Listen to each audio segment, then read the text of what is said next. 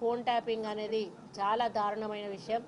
ఆ రోజు ఎవరికి కూడా స్వేచ్ఛ లేకుండా ఫోన్ ట్యాపింగ్ పెడితే ఆ ఫోన్ ట్యాపింగ్ కూడా ఎట్లా మిస్యూజ్ చేశారు.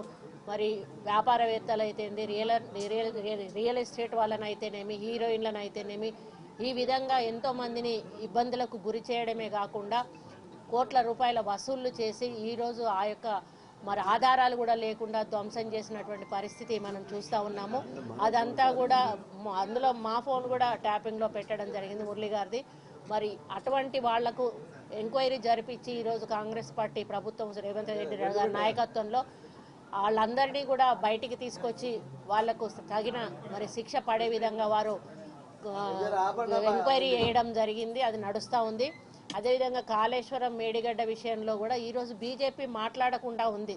ఎందుకు మాట్లాడకుండా ఉంది కాళేశ్వరం మీద ఎంక్వైరీ మీద అనంటే, ఈరోజు కాళేశ్వరం నుంచి మెగా వాళ్ళు ₹1 కోటి 1000